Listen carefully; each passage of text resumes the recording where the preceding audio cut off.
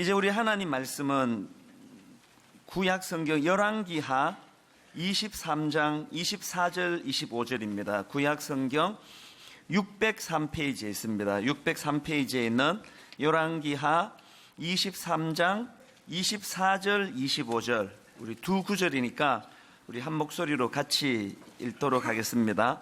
열왕기하 23장 24절 25절 같이 읽겠습니다. 요시야가 또 유다 땅과 예루살렘에 보이는 신접한 자와 점쟁이와 드라빔과 우상과 모든 가증한 것을 다 제거하였으니 이는 대제사장 hil기야가 여호와의 성전에서 발견한 책에 기록된 율법의 말씀을 이루려 함이라. 요시야와 같이 마음을 다하며 뜻을 다하며 힘을 다하여 모세의 모든 율법을 따라 여호와께 돌이킨 왕은 요시야 전에도 없었고 후에도 그와 같은 자가 없었더라. 아멘. 지난주에 우리는 이 부끄러움으로 자각하는 것이 얼마나 중요한가, 이제 그것을 같이 좀 살펴보았는데, 그러면서 이제 구약에서 강력한 부흥 운동을 주도했던 요시야 왕에 대해서 살펴보았습니다. 이 요시야 왕은 그 성전을 수리하다가 우연히 발견된 그 율법책 사건을 통해 가지고 그동안 하나님 말씀에 소홀했던 현실을 자각하고 또 막 옷을 찢을 정도로 격렬하게 회개할 정도로 큰 부끄러움을 느꼈고, 더 중요한 것은 그 부끄러움을 강력한 부흥운동, 종교개혁운동으로 그렇게 연결했다는 것, 이것을 저희가 살펴봤습니다. 사실 이게 참 대단한 게요, 그 왕들도 사실 뭐 정치가 아닙니까? 어지간한 사람 같으면 그 사건을 이제 정치적으로 활용하거나 아니면은 이제 자기 치적을 내세우는 것으로 이제 이 율법책 발견한 것을 사용할 것 같은데, 요시야는 절대 그러지 않았습니다. 오히려 그것을 정치적으로 그렇게 사용하기보다는 진정한 회개 운동으로, 진정한 부흥 운동으로 그렇게 그 에너지를 사용하는 것이 참 귀한데요. 이제 그러면 이제 이런 질문이 가능한 거 아닙니까? 아니, 요시야는 어떻게 그렇게 영적으로 그런 민감함을 보여줄 수 있었나? 왜 그것을 정치적으로 그렇게 활용하지 않고 하나님 앞에 무릎 꿇는 것으로, 또 백성들이 부흥 운동을 벌이는 것으로 그렇게 에너지를 쓸 만큼 영적으로 민감할 수 있었나? 이런 질문이 이제 가능한 거 아닙니까? 그래서 제가 이제 이 질문을 가지고 본문을 쭉 보니까 이제 이 요시야 왕의 배경을 아는 것이 중요한 겁니다. 이 요시야 왕의 가정사를 보면은 참 요시야는 그 불행한 가정을 가지고 그 태어난 사람입니다. 제가 지난주에 그 요시야 왕의 아버지가 므낫세라고 그 잘못 말씀을 드렸는데요, 아버지가 아니고 할아버지예요. 그러니까 이 요시야 왕의 할아버지가 므낫세인데, 이 므낫세는 아주 악한 왕 중에 악한 왕이 그 므낫세의 할아버지입니다. 이 므낫세의 아버지는 히스기야 왕인데요, 그 자기 아버지 대에서 그 전국에 있는 우상을 제거하는 큰 일을 히스기야 왕이 했는데, 그 아들이라는 사람이 아버지가 다 제거했던 그 산당을 다시 세우고 또 바알을 위한 제단을 쌓고 이런 짓을 저질렀던 사람이 요시야 왕의 할아버지 므낫세 왕입니다. 그리고 그 므낫세의 아들, 그러니까 요시야 왕의 아버지가 아몬인데요, 이 아몬도 자기 아버지 므낫세와 똑같이 하나님 보시기에 악한 짓을 저질렀던 왕인데, 불행하게도 집권한 지 2년 만에 개역 세력에 의해 가지고 살해를 당합니다.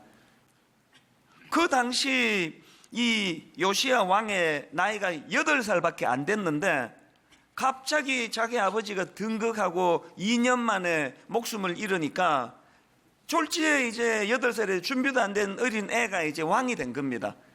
그러니 얼마나 그 마음의 어린 나이에 불안하고 그 두려웠겠습니까? 그리고 할아버지나 아버지가 다 그 악한 왕들이니까 뭐 제대로 된 신앙 교육이 뭐 이루어졌겠습니까? 그래서 이제 왕으로 등극하고 한참 동안을 그냥 혼미한 상태로 헤맸지 않았겠습니까? 그런데 여러분, 그랬던 이 요시야 왕에게 그 인생의 대전환이 일어나는 나이가 16세예요. 왕으로 등극한 지 8년 되던 그 해인데 어떤 일이 일어났는가 하니까요. 자, 역대하 34장 3절입니다. 아직도 어렸을 때 곧 왕위에 있은 지 8년에 그의 조상 다윗의 하나님을 비로소 찾고, 그 전에는 그냥 뭐 정신이 하나도 없는 혼미한 그런 생활을 영위하다가 16세가 되는 그 즈음에야 비로소 이제 그 하나님을 찾았다. 영적으로 눈을 뜬 거예요. 요시야에게 이런 그 영적인 자각이 일어난 것을 이제 그 이후에 요시야에 대하여 어떻게 성경이 평가하는가 하니까 역대하 34장 2절입니다. 그 앞에 건데 보십시오.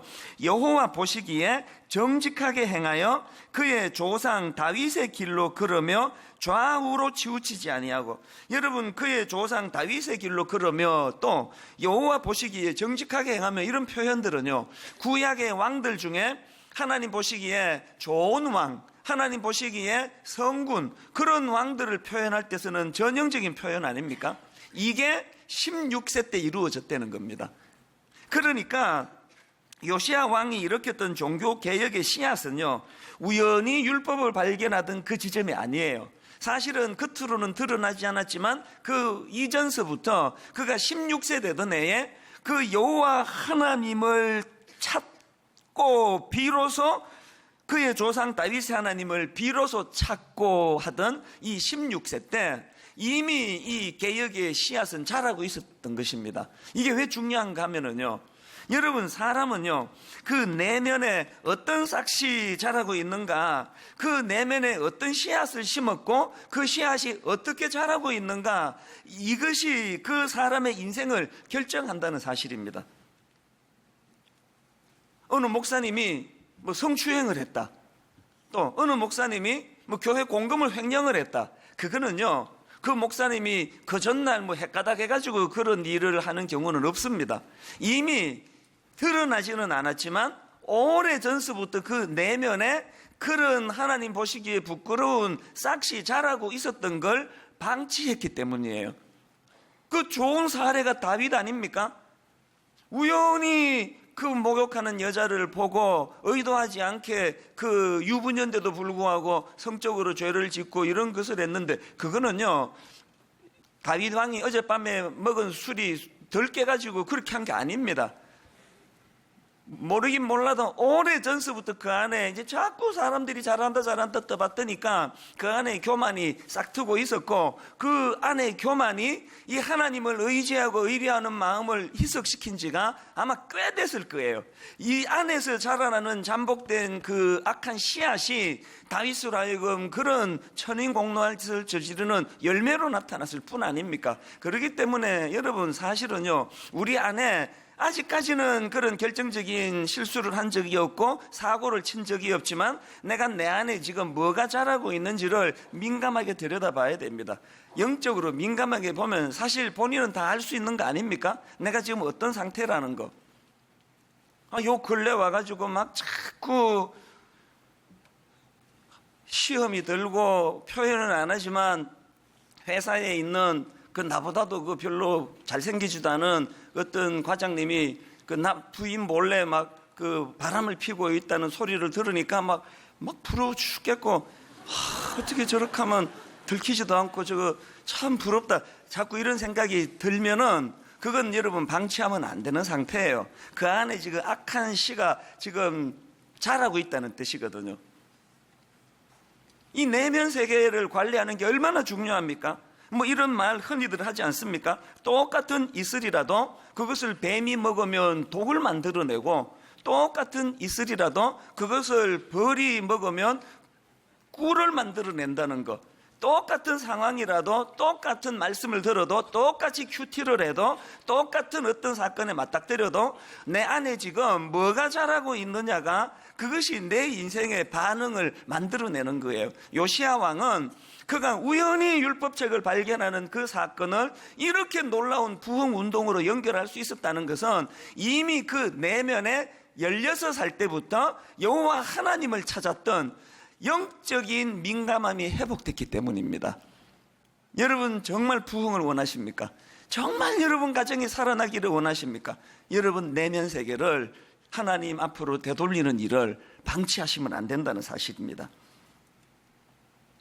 그래서 이제 이 요시야 왕이 어린 16살 나이에 그 조상 다윗의 하나님을 비로소 찾고 또 여호와 보시기에 정직하게 행하여 그 조상 다윗의 길로 걸으며 좌우로 치우치지 아니하고 그 내면에 이 아름다운 하나님을 갈망하고 또 하나님을 사랑하는 마음이 그에게 이제 개혁 운동으로 이제 이 에너지를 물꼬를 트게 만들었는데 보니까 참 여러 가지 개혁을 많이 했습니다. 강력한 우상 타파 운동을 했고요. 그런가 하면 성전 청결에 대한 그 열망하는 마음을 그가 가지게 됐고, 그런가 하면 말씀 회복 운동을 벌였고요. 그런가 하면 유월절 절기의 회복, 이것을 꿈꿔왔던 왕이 요시야 왕입니다. 그래서 저는 오늘 이 요시야 왕의 부흥 운동을 기록하고 있는 열왕기하 22장, 23장, 그리고 또 역대하 34장, 35장 이런 말씀들을 이제 잘 버무려 가지고 이 요시야 왕의 부흥 운동에 나타나는 몇 가지 특징을 이제 좀 살펴보려고 하는데요. 자, 여러분, 이 요시야 왕의 부흥 운동에서 발견되는 특징 중에 첫째가 뭐냐? 이 마음이 담긴 신앙생활을 회복하기를 갈망했고, 요시야 왕의 부흥 운동은 이 마음이 담긴 신앙생활의 회복을 꿈꾸었다는 것입니다. 이 요시야 왕의 부흥 운동을 기록하고 있는 열왕기하 23장에 보면 참 흥미로운 대목이 하나 나옵니다. 자, 열왕기하 23장 21절인데요. 같이 한번 읽어보시겠습니까? 왕이 뭇 백성에게 명령하여 이르되 이 언약책에 기록된 대로 너희의 하나님 여호와를 위하여 유월절을 지키라 하매, 지금 요시야 왕이 이 유월절 절기의 회복을 지금 꿈꾸고 있는 장면인데요. 그 다음 22절에 보니까 성경이 이 애씀을 어떻게 평가하는가 하니까 이렇게 평가합니다.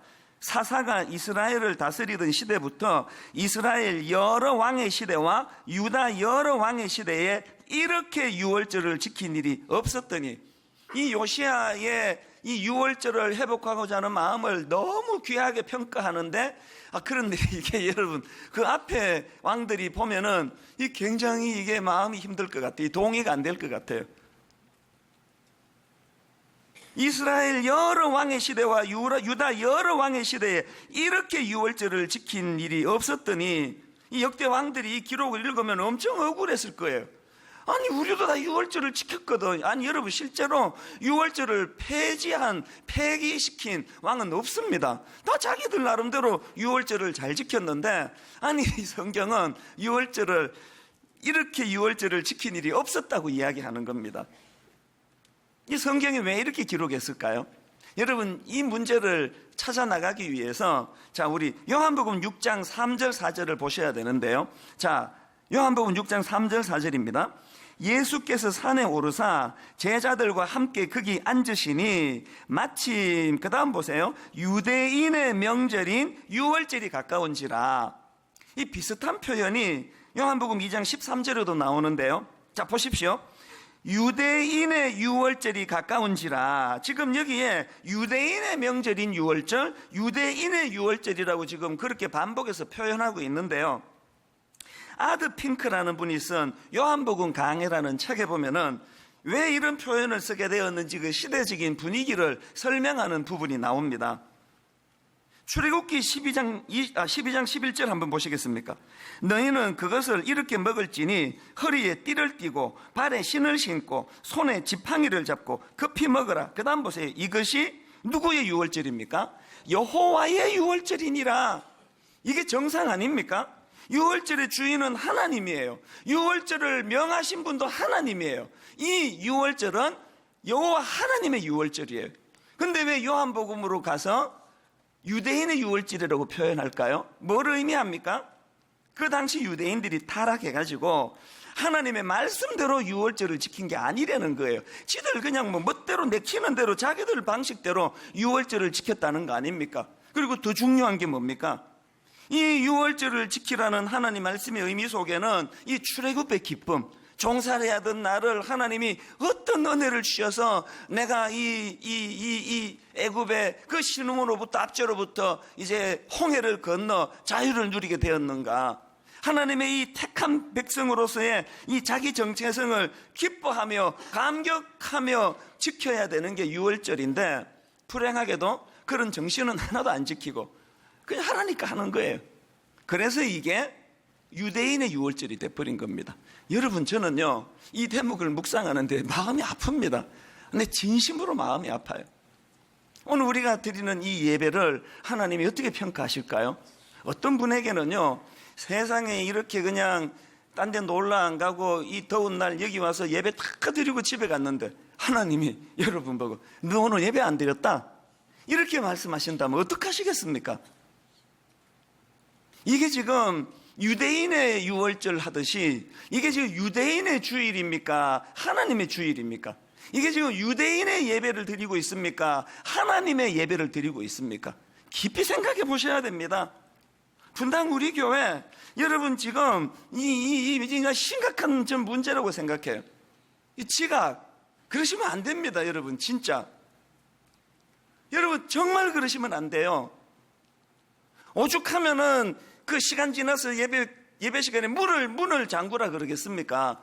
그 예배 시간에 지각하시는 분들 문을 잠궈 가지고 상처를 받으시는 분이 생긴대요. 이게 너무 마음이 아파요. 그런 분들께 너무 죄송해요. 그러나 여러분, 그렇게 그냥 하나님의 예배를 드리러 오시면서 마음대로 지각하면서도 아무렇지도 않게 그렇게 들락날락 하시면 우리 하나님 마음 아프신 거 생각 안 해보셨습니까? 예배는 콘서트가 아니에요. 오늘 저 목사가 얼마나 설교를 잘하나 보자, 여러분이 지금 설교 대회의 심사위원으로 여기 앉아 계시는 거 아닙니다. 오늘은 몇 점이나 나올 것 같습니까? 유대인의 예배로 드리시면 안 되고 여호와 하나님께 드리는 예배가 돼야 돼요. 예배는요 내 감정을 채우기 위한 게 아니에요.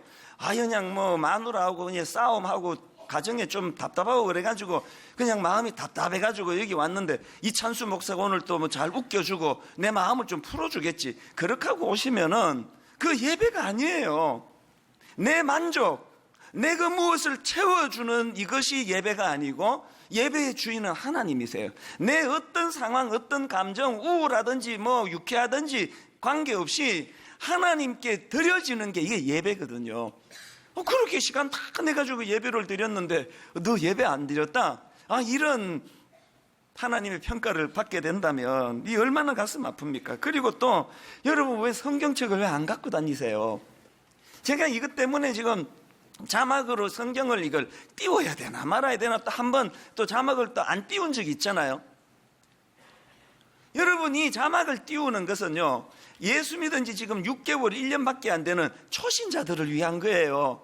뭐 그냥 혼자 교회 다니면서 성경책도 없고 뭐 찾기도 막 이게 뭐 출애굽기가 신약인지 구약인지도 모르고 창세기가 뭐 요한계시록 옆에 있는지 모르고 이런 분들을 위해서 자막을 띄워드리는데, 여기 예수 믿은 지 1년 이상 되신 분은 자막 보시면 안 돼요. 성경 찾아서 봐야 되는 거 아닙니까? 여러분 옆집 아줌마가 여러분을 보면은 이게 지금 저 사람이 교회를 가는 건지 지금 마시러 나가는 건지 슈퍼마켓에 라면을 하나 사러 가는 건지 옷차림도 그래 갖고는 안 됩니다. 우리 젊은 형제 자매들, 여러분 참 자유롭게 그렇게 하는 거 이해가 되는데요, 우리 하나님께 나올 때는 이 시대가 다 그렇다고, 모든 여성이 옷 다 그래 입는다고, 요새 모든 남자들이 다 옷 그래 입는다고, 그런 걸 뛰어넘는 우리 하나님께 드려지는 게 하나님의 예배가 돼야 되거든요.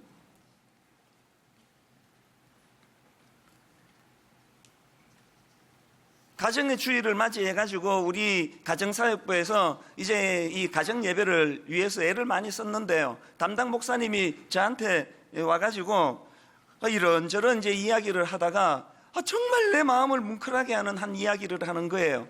우리 교회 그 고등부 여교사 중에요, 이제 결혼 안 한 미혼 자매가 있습니다. 이 자매가 혼자 교회를 다녀요. 나머지 가족이 이제 신앙생활을 안 합니다. 그런데 이 자매가 하나님 앞에 기도하다가 무슨 마음에 그 감동을 하나님 주셨냐 하면, 비록 나 혼자 예배를 드리지만 우리 가정 안에 이 가정 예배를 드려야 되겠다. 그래가지고 이 자매가요, 그 예수 혼자 믿는 이 자매가 그 가정에서 거실에 나와가지고 성경책을 펴고 혼자 말씀 보고 혼자 기도하고 혼자 찬양을 드리는데요, 그 마음의 소원이 뭐냐? 하나님, 우리 가정에 은혜가 머물기를 원합니다. 인간적으로 보면은 그냥 뭐 혼자 딸랑 그 하는 게 참 얼마나 서글퍼 보이고 그런 것 같지만요, 우리 예배의 주인 되시는 하나님 보시기에 그 예배가 얼마나 아름답겠습니까? 어떤 화려한 예배보다 그 젊은 자매가 주님 앞에 가정을 지키기 위하여 가정 예배를 드리고 있는 그 모습이 얼마나 아름답겠냐고요. 제가 그 장면을 이렇게 상상을 하는데 눈물이 핑 돌더라고요. 저는 요시야가 그렇게 개혁 운동을 하고자 몸부림쳤던 요시야의 부흥 운동은 이 마음이 담긴. 그래서 하나님께서 요시야 왕을 어떻게 평가하느냐? 자, 여러분 열왕기하 23장 25절을 보십시오.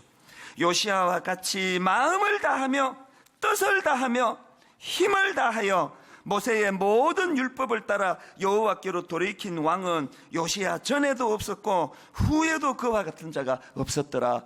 여러분, 저는 진실로 하나님께 이런 평가를 받고 싶습니다. 진심으로 이렇게 평가받기 원해요. 하나님 보시기에 이찬수 목사는 사람 끌어모으려고 저렇게 혈안이 된 목사는 전에도 없었고 후에도 없었더느니라. 이 얼마나 비참한 평가겠습니까? 하나님은 교회 사이즈 보시는 분이 아니에요. 하나님 보시기에 이찬수 목사는 마음을 다하고 뜻을 다하고 힘을 다하여 나 여호와 하나님을 사랑하던 저런 종은 없었다. 여러분, 이런 평가를 받기를 원하지 않으십니까?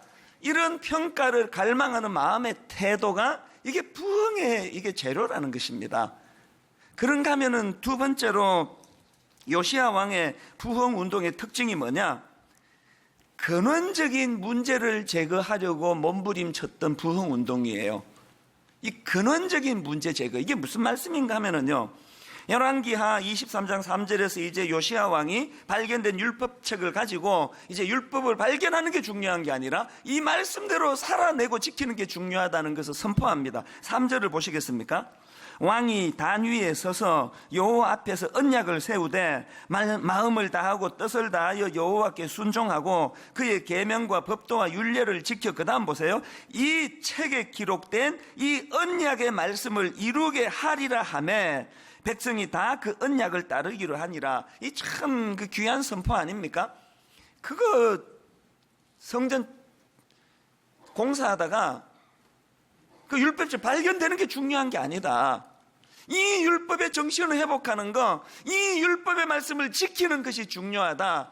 그런 놀라운 선포를 하는데 더 귀한 게 뭔지 아십니까? 그렇게 선포만 하고 끝내면요, 그건 이벤트로 흐르기 쉬워요. 요시야 왕은 말씀을 사랑해야 된다, 말씀을 지켜야 된다라고 그렇게 선포하고 난 다음에 그것이 가능하도록 근원적인 문제를 제거하는데 그게 뭐냐? 우상타파예요. 우상타파. 그래서 그 성경에 보면은 3절에서 이제 이 언약의 말씀을 이루게 하리라 선포하고 바로 4절부터 20절까지 막 장황하게 요시야 왕이 어떻게 이 우상타파 운동을 벌였는가를 쭉 열거를 하고 있는데요, 요시야 왕이 지켜본, 요시야 왕이 인식한 게 뭡니까? 이 근원적인 우상타파라는 근원적인 문제를 해결하지 않고는 하나님의 말씀을 사랑할 수 없다는 거예요. 그 귀한 마음 아닙니까? 근데 여러분, 그 내용을 다루고 있는 말씀 중에 하나인 24절을 한번 보시겠습니까?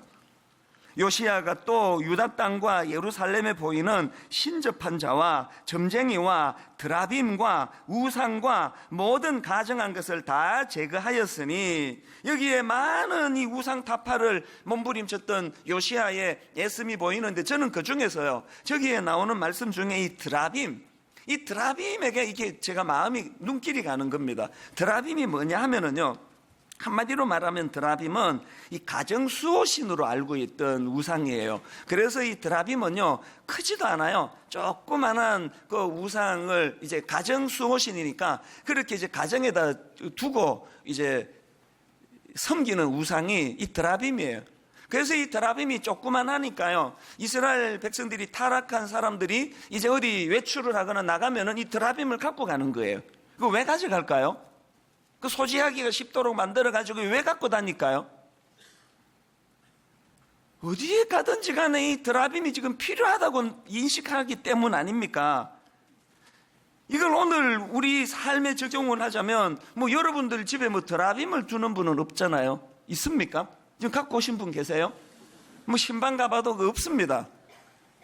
그러나 여러분, 우리가요, 인간이 만든 그 조그만한 드라빔을 가지고 다녀서 우상이 아니라 사실은 우리 내면에 오늘날에도 영적인 드라빔을 다 갖고 다니는 거예요. 오늘 우리 시대의 드라빔이 뭘까요? 하나님보다 더 의지하는 그 모든 것, 이게 다 드라빔이에요. 놀랍게도요, 목회하는 저 자신을 돌아보면서 내게 드라빔이 있다는 것을 하나만 있는 정도가 아니에요. 순간순간에 내가 하나님보다 더 의지하는 것들이 발견될 때마다 제 자신에게 놀라는 거예요. 목사인 저에게 드라빔이 있습니다. 드라빔. 하나님보다 더 의지하는 드라빔을 내가 갖고 있으면서 어떻게 하나님 말씀이 회복되겠습니까? 그렇기 때문에 여러분, 이 요시야 왕이 추구했던 부흥운동은 이 근원적인 문제를 제거하는 겁니다. 여러분, 하나님보다 더 사랑하는 어떤 무엇이 있다면, 하나님보다 더 의지하는 그 무엇이 있다면 그것을 제거하지 않고는 하나님을 사랑할 수가 없다는 사실이에요. 그런가 하면은 세 번째로 이 요시야 왕의 부흥운동의 특징이 뭐냐 하니까, 요시야 왕의 부흥운동은요, 요약하면 딱 둘로 정리가 돼. 하나는 하나님 중심, 또 하나는 말씀 중심의 부흥이에요. 이 하나님 중심, 말씀 중심. 바로 이 요시야의 정신을 요약해 놓은 성경 구절이 하나 있는데요, 열왕기하 23장 21절입니다. 자, 보십시오. 왕이 뭇 백성에게 명령하여 이르되 이 언약책에 기록된 대로, 이 말씀 중심 아닙니까? 이 언약에 기록된 대로, 그 다음에 너희의 하나님 여호와를 위하여, 하나님 중심 아닙니까? 요시야가 추구하던 개혁은요, 말씀 중심, 하나님 중심. 그래서 요시야 왕은 우연히 성전을 청결케 하다가 발견된 율법책을 발견한 이후로 그의 모든 개혁 운동의 중심에는 말씀이 중심, 말씀이 중심. 열왕기하 23장 3절도 마찬가지입니다. 왕이 단 위에 서서 여호와 앞에서 언약을 세우되 마음을 다하고 뜻을 다하여 여호와께 순종하고, 이 하나님 중심이, 부흥은 딴 게 아닙니다. 내 멋대로 살던, 그냥 국적불명의 삶을 살던 내가 살아계신 하나님을 만나고 발견하고 그분 앞에 순종하는 삶을 사는 거, 이게 부흥이에요. 그런가 하면은 그의 계명과 법도와 율례를 지켜 이 책에 기록된 이 언약의 말씀을 이루게 하리라 하매, 이 말씀 중심이에요. 자, 한번 큰 소리로 한번 선포하듯이 따라해 보시겠습니까? 하나님 중심, 말씀 중심. 또 반대로 그 순서를 바꿔가지고 또 따라해 보십시오. 말씀 중심, 하나님 중심. 사실 여러분, 이 요시야 왕의 근본적인 정신이 바로 종교개혁가들이 중세에 단행했던 종교개혁가들의 그 근본적인 중심이랑 같은 거 아닙니까? 종교개혁가들의 그 정신을 딱 세 가지로 요약을 하면은 오직 믿음, 오직 성경, 오직 은혜, 이거로 요약이 되는 거 아닙니까? 오직 믿음이 뭡니까? 우리가 하나님께 의롭다함을 입을 수 있는 힘은 내 공로가 아니다, 내 선행이 아니다. 이건 오직 믿음으로만 이루어진다. 이게 오직 믿음이에요. 그런가 하면은 오직 성경, 무슨 중심입니까? 내 이 이성이나 경험은 항상 타락하고 부패했기 때문에 믿을 수 있는 게 못 된다. 그래서 내가 가지고 있는 체험, 내가 경험하는 체험, 이런 걸 의지하는 게 아니라 언제나 하나님이 객관적으로 주신 우리에게 주신 이 계시의 말씀이, 성경이 내 삶의 표준이 돼야 되겠다. 여러분, 그 체험을 하는 거는 신앙생활에 참 유익할 때가 있지만 체험을 지나치게 의지하는 건 진짜 위험한 일이에요. 그 자꾸 이거 꿈을 꿨더니 예수님이 한복을 입고 지나가시더라. 그래서 내가 내일 한복을 한번 맞춰야 되겠다. 그러면서 자기가 체험하는 거에다가 자꾸 이거를 껴 맞추는 거는 그건 진짜 위험해요. 내가 얼마나 부패한 인간이라는 것을 간과하는 태도예요. 여러분, 솔직히 이 자리에서요, 체험한 걸로 치면 저만큼 많이 체험한 사람 많지 않습니다. 그러나 제가 제 체험을 이야기합니까? 제 체험을 강조합니까? 제 체험을 따라 교회가 이렇게 저렇게 방향이 흐릅니까? 제 체험은요, 하나님이 나를 사랑하고 계심을 확정하는 데 도움은 되지만 지나치게 의지하는 거 위험한 일이에요. 체험이 많으면 많을수록 오직 성경, 하나님 말씀만이 내 인생의 지침이 되기를 원합니다. 그런가 하면은 오직 은혜가 뭡니까? 내 행위로서가 아니다. 그저 자격 없는 자에게 주시는 하나님의 은혜로만 구원받을 수 있다. 그래서 여러분, 신앙이 깊으면 깊을수록요, 겸손해지지 않을 수가 없는 거예요. 정말 엄청난 경험, 체험을 하고 믿음 좋고 성경 벌써 지금 5월달인데 벌써 한 15독쯤 했다 그러고 새벽기도 빠지지 않고 헌금 나 우리 교회에서 제일 많이 한다 그러는데 그가 교만하다. 그 믿음의 사람이 아니에요. 믿음이 자라면 자랄수록 나는 아무것도 아니다. 나는 부패한, 하나님 없으면 나는 그저 부패한 초라한 인간에 불과하다. 그래서 여러분, 이것도 한번 기왕에 따라하는 김에 한번 큰 소리로 따라해 주시면 좋겠습니다. 오직 믿음으로, 오직 성경으로, 오직 은혜로. 여러분, 지금 내년이면요, 종교개혁 500주년이 되는데 저는 마음으로 꿈꿉니다. 분당 우리 교회가 내년에 종교개혁 500주년을 기념해서 교회적으로 부흥운동이 일어나기를 바란다. 교회적으로 개혁운동이 일어나기를 바란다. 교회적인 부흥운동은 딴 거 아닙니다. 모든 성도님들이 또 제가 오직 믿음의 정신을 회복하고 오직 성경의 정신을 회복하고 오직 은혜의 정신을 회복하는 거, 이게 부흥인 줄로 믿습니다. 바로 지난주 목요일 새벽이에요. 요즘에 제가 이 요시야의 부흥 운동에 대해서 자꾸 이제 묵상을 하고 또 이제 책을 보고, 그리고 또 마음으로 종교개혁 500주년을 앞두고 분당 우리 교회가 교회 안에 정말 정화 운동이 일어나고 부흥 운동이 일어나기를 갈망하다가 보니까 그런 것 같아요. 목요일 날 이른 아침에 눈이 떠졌는데요, 제가 일어나가지고 이렇게 묵상을 하는데 하나님께서 제 마음에 제 어린 시절의 모습을 보여주시는 거예요. 저는 고신교단이라고 하는 참 말씀을 사랑하는 교단에서 자랐습니다. 시간이 갈수록 이런 교단에서 자란 게 너무너무 저는 감사해요. 중학교 딱 들어갔더니 SFC라고요. 중고등부, 중등부, 고등부, 대학부를 묶어가지고 SFC라는 이제 학생 신앙 운동. 이제 SFC가 뭐예요? 약장 가면은 Student for Christ예요. 그리스도를 위한 학생회. 그러면서 중학교 딱 들어가니까 이제 SFC 강령을 다 외워야 되는데, 이거 안 외우면은 수련회 가도 밥도 안 주고요. 이거 안 외우면은 사람 취급은 안 해요. 그래서 중학교 1학년 다 외운 거예요. 지금도요, 제가 한 절반은 외웁니다. 한 40년이 지났지만. 화면으로 제가 이 SFC 강령을 좀 띄워드리려고 하는데요. 내용을 천천히 보세요. 중학교 어린애가 저 구절을 암송을 하면서 그렇게 개혁주의를 꿈꿔왔다는 거 얼마나 감사한지 몰라요. 우리 같이 한번 읽어보시겠습니까? 제가 1 하면은 이제 내용을 읽으시면 돼요. 옛날에 중고등부 다닐 때는 이제 그 여자 부회장이 나와가지고 SFC 강령 그러면서 이제 하나 그러면 이제 다 외우고 그렇게 했거든요. 제가 예쁜 여학생은 아니지만 제가 1 하면은 이제 그 내용을 한번 여러분이 선포하듯이 좀 읽어보시면 좋겠습니다. 자, 준비되셨죠? SFC 강령 1. 우리는 전통적 웨스트민스터 신앙 고백서 및 대소 교리 문답을 우리의 신조로 한다. 2. 우리는 개혁주의 신앙과 생활을 확립하여 세상의 빛과 소금이 됨을 우리의 목적으로 한다. 3. 우리의 사명은 다음과 같다. 개혁주의 신앙의 대한교회 건설과 국가와 학원의 복음화, 개혁주의 신앙의 세계교회 건설과 세계의 복음화. 여러분, 제가 중학교 1학년 때부터 이런 꿈을 꾸면서 제가 신앙생활을 했다는 게 목요일 새벽에 막 너무너무 가슴이 벅찬 거예요. 이 SFC 강령이 이렇게 마무리됩니다. 네 번째가 이렇습니다. 우리의 생활 원리는 다음과 같다.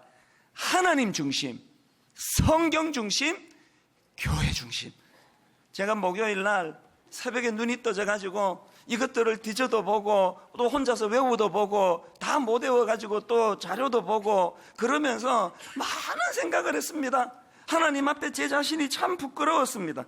여러분, 어릴 때 중학교 1학년 때 웨스트민스터 신앙 고백서가 뭔지 뭐 어떻게 합니까? 그때는 또 외울 때요, 웨스트민스터 신앙 고백서 및 대소 요리 문답이라고 외워가지고 우리끼리 짜장면집이다 요리 문답이래 낄낄낄 막 그러면서 외웠거든요. 지금은 교리 문답으로 바꿨네 보니까. 웨스트민스터 신앙 고백서가 뭔지도 모르고 외웠지만 지금은 저거 뭔지 알지 않습니까? 오늘 분당 우리 교회가 이 정신을 가지고 지금 목회를 하고 있는가? 오늘 우리 교회 중등부 아이들은, 오늘 우리 교회 고등부 아이들은 저 아름다운 정신, 꿈을 가지고 대한교회 건설, 세계교회 건설에 대한 꿈을 가지고 그 일이 가능하기 위하여 하나님 중심, 성경 중심, 교회 중심이라는 이 신앙 교육이 이 교회 안에서 일어나고 있는가? 정말 부끄럽더라고요. 새벽에 제가 요시야 왕처럼 막 옷은 제가 찢지는 않았습니다. 그 잠옷이 아까워가지고 찢지는 않았지만 진짜 마음이 찢겨졌어요. 하나님, 저를 불쌍히 여겨주시기 원합니다. 그날 제가 새벽에 하이델베르크 요리 문답 책을 이미 저는요, 여러 목사님이 그것을 해석해서 쓴 책을 3권인가 4권이나 갖고 있습니다. 그 새벽에 또 제가 주문한 거예요. 내 마음의 표현을 드리고 싶어서. 이제 하나님, 종교개혁 500주년을 앞두고 분당 우리 교회가 혼미한 교회, 근거도 없는 걸 전하는 교회가 아니라 정말 2000년 역사 가운데 하나님 중심, 말씀 중심, 말씀 중심, 하나님 중심의 이 아름다운 전통과 이 아름다운 역사가 교회 안에 묻어있는 그런 교회가 되기를 원합니다. 여러분, 원하고 또 원해요. 결론을 맺으려고 합니다. 여러분, 오늘은 이 부흥 시리즈 설교를 총정리하는 시간입니다. 제가 첫날에 뭐가 부흥이라고 말씀드렸습니까? 그저 부흥은 막 우리 교회처럼 막 사람 북적북적 모이고 막 사람 숫자 늘어나고 뭐 그냥 행사 많이 하고 그게 부흥이 아니에요. 뭐가 부흥이라 그랬습니까? 부흥은 죽은 것과 같은 절망적인 상황이 회복되는 거, 다시 말해가지고 죽은 것이 살아나는 거, 죽은 것을 살리는 게 부흥이라는 거예요. 그리고 더 중요한 것, 부흥의 주체가 누구라고요? 뭐가 부흥입니까? 하나님의 주권을 인정하는 세계관을 회복하는 것. 겉으로 보기에는 율법책을 청소하다가 공사하다가 우연히 발견된 것 같지만 거기에는 하나님의 주권이 개입되어 있고, 겉으로 보기에는 16살 어린 요시야 왕이 하나님을 찾고 발견하는 그런 신기하고 기특한 일을 한 것 같지만 그 배후에는 여호와 하나님이 계시는 걸 믿는 믿음, 이게 부흥이에요. 누가 부흥을 꿈꿀 수 있을까요? 여러분이 그냥 하나님 의지도 안 했는데 막 일 잘 풀리는 분 계시죠? 아, 역시 나는 내 수완이 대단해. 난 사업이 너무 대단해. 뭐 하나님이고 뭐고 뭐 그냥 뭐 내 주먹을 믿고 막 사업 너무너무 잘 된다. 막 애들도 막 아무 문제도 없이 쑥쑥 잘 크고, 이게요, 영적으로는 가장 위험한 거예요, 그게. 오늘 여러분 중에 하나님 의지하지 않고 그냥 자기 경험을 가지고 애 키워보겠다고 하다가 막 부작용을 만나가지고 막 애는 그냥 큰아들은 거의 뭐 집에 한 달에 한 번 들어올까 말까 하고, 둘째 아들은 벌써 나간 지 오래됐고, 이거 어떻게 해야 될지는 모르겠고, 막 사업은 쫄딱 망하고 막 죽을 것 같은 그런 상황에 있는 분이 계시면은요, 그건요, 하나님의 부르심이에요. 하나님의 부르심. 그건 참 복입니다. 그거는 하나님 앞에 제가 참 이상한 사람이 돼가요. 제가 진짜 이상한 사람이 돼가요. 신학교 처음 들어갈 때는 막 자신만만했거든요. 그럼 누구를 만나도 하나님 얘기하고 막 고속버스 안에서도 막 전도하면 안 넘어가면 그건 인간도 아니다 막 그런 생각을 하고, 인간도 아닌 사람이 여럿 있긴 했는데요. 누구랑 제가 토론을 해도 내가 져본 적이 없고 자신만만했고 설교도 안 시켜줘서 그렇지 단에만 쓰면 내가 은혜를 끼칠 자신이 충만했고. 그런데 지금 그렇게 한 지가 여러분 지금 26년이 지났는데 정말 요새는 설교가 자신이 없어요. 누구는 10,000시간 법칙이라고 한 10년 한 분야를 뚫으면 대가가 된대도 저는 26년 대가가 2번 반 되는 세월이 지났는데 설교가 점점 어려워요. 토요일 되면은 너무너무 두려워요. 설교하고 나도 마음이 편치 않아요. 이상한 사람이 돼요. 이 자신이 없어요. 신혼 때요, 우리 집사람하고 말싸움 해가지고 내가 져본 적이 없어요. 완전히 그냥 딱 그 혀를 딱 짚어가지고 더 이상 말 못하도록 그래가지고 우리 집사람이 처음에 좀 힘들었죠. 딴 집 보면은 다 여자들이 막 이래가지고 남자를 꼼짝 못하게 하는데 우리 집은 여자가 이렇게 꼼짝을 못한다 그랬던 게 전데요. 지금 이제 이상하게 돼가지고요, 우리 집사람한테 꼼짝도 못해요. 우리 집사람은 지금 신혼 때보다 지금이 훨씬 좋대요. 훨씬 좋겠지, 지 마음대로 하니까. 근데 진짜 이상하게 돼가. 그러나 여러분, 이게 이상하게 돼가는 게 아니고요, 제대로 돼가는 거예요. 내 자아가 죽고 내 의지가 꺾이고 내 교만이 꺾이고. 결론을 맺으면서 저는 여러분 우리 이 찬양 같이 부르기 원하는데요, 부흥이라는 찬양이에요. 이 땅의 황무함을 보소서 하늘의 하나님 긍휼을 베푸시는 주여. 그 다음 가사를 보세요. 우리의 죄악 용서하소서 이 땅 고쳐주소서. 오늘 답답한 우리의 현실을 하나님 앞에 갖고 가시면서 우리 함께 찬양하기 원하는데, 우리 가사를 생각하시면서 우리 이렇게 찬양합니다.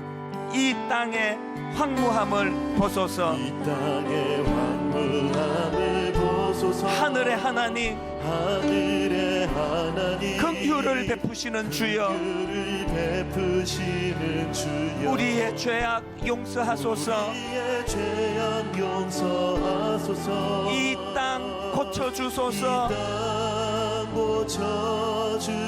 고쳐주소서. 이제 우리 모두 하나 되어 이제 우리 모두 하나 이 땅에 무너진 기초를 다시 쌓을 때, 기초를 다시 쌓을 때 우리의 우상들을 태우시. 우리의 우상들을 태우시. 사모합니다.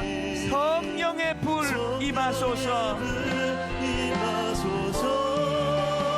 부흥의 불길 부흥의 불길 타오르게 하소서. 진리의 말씀 진리의 말씀 이 땅 새롭게 하소서. 은혜의 강물 은혜의 강물 흐르게 하소서. 성령의 바람 성령의 바람 이제 불어와. 오, 주의 영광 가득한 주의 영광 가득한 새날 주소서. 새날 주소서. 오, 주님 나라 이 땅에 주님 나라 이 땅에 임하소서. 임하소서. 여러분, 우리 한 번 더 이 찬양을 부를 때 오늘 가정의 주일 아닙니까? 우리 가정을 한번 좀 돌아보시면서 찬양하면 좋겠습니다. 그냥 내가 잘할 수 있다고 그래가지고 그냥 여러분 기억하십니까? 수없이 많은 가정이 이혼하고 별거하고 깨져도 결혼할 때 나는 자신 있다, 나는 우리 가정 지킬 자신 있다, 그러고 결혼한 거 아닙니까? 여러분, 첫 아이 임신하고 기억하세요? 배를 쓰다듬으며 부부가 축복을 하면서 너 하나만은 우리가 최고로 잘 키우마, 너 하나만은 내가 인류를 키울 수 있다, 자신 있다, 그러고 시작한 자녀 교육 아닙니까? 마음대로 되던가요? 오늘 여러분 마음속에 이렇게 잘 안 되고 저렇게 잘 안 되면 그 하나님의 부르심이에요. 내가 하나님의 주권을 내가 회복해야 될 때가 왔구나. 하나님 중심, 말씀 중심. 오늘 여러분이 찬양을 부르면서 우리 자녀들을 또 올리고 축복하면서 우리 가정의 회복, 우리 가정의 부흥을 꿈꾸면서 우리 한번 다 자리에서 일어나 보시겠습니까? 다 자리에서 일어나셔서 하나님께 이 은혜를 구하면서 한 번 더 이렇게 고백하기 원합니다. 이 땅의 황무함을 보소서. 하늘의 하나님, 긍휼을 베푸시는 주여, 우리의 죄악 용서하소서. 이 땅 고쳐주소서. 이제 우리 모두 하나 되어 이 땅에 무너진 기초를 다시 쌓을 때 우리 안에 드라빔을 없애야 되는 것, 우리의 우상들을 태우신 성령의 불 임하소서. 부흥의 불길,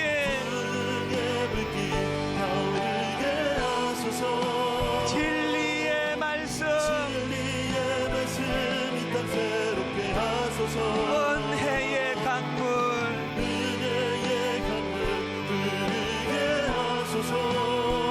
성령의 바람, 이제 불어와. 오 주의 영광 가득한 해날 주소서. 오 주님 나라 이 땅에 임하소서, 임하소서. 여러분 더 간절히, 더 절박하게 부흥의 불길 타오르게 하소서. 진리의 말씀, 이 땅 새롭게 하소서.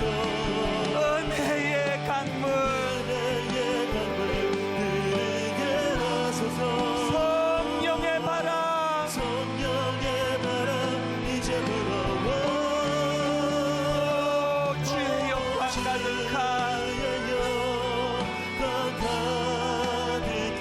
새날 주소서. 오 주님 나라 이 땅에 임하소서. 우리 오늘 말씀을 기억하면서 하나님 진짜 회복을 원합니다. 정말 우리 가정의 부흥을 원합니다. 아버지, 종이 하나님 의지하지 않고 함부로 그렇게 덤벼들다가 이거릇들인 많은 것들을 주님의 이름으로 회복하기를 원합니다. 하나님, 우리 가정을 살려주시기 원합니다. 하나님, 우리 아들 좀 살려주세요. 우리 딸 좀 살려주세요. 하나님, 우리 남편은 우리 아내를 불쌍히 여겨주시기를 원합니다. 우리 절박한 마음을 가지고 주님 앞에 부흥을 꿈꾸며 우리 통성으로 같이 기도하시겠습니다.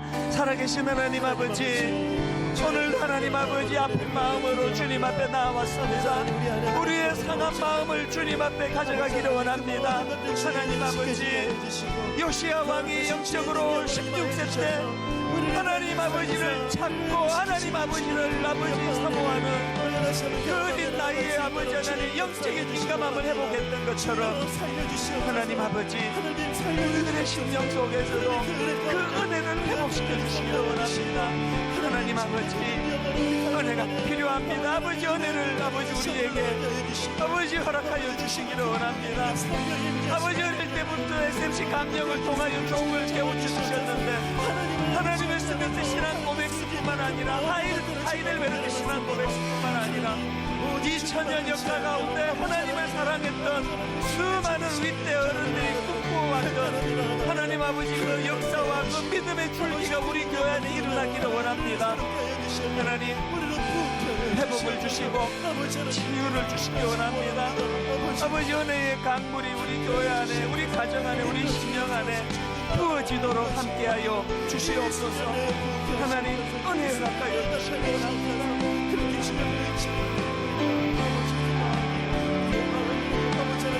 올려주기를 원합니다.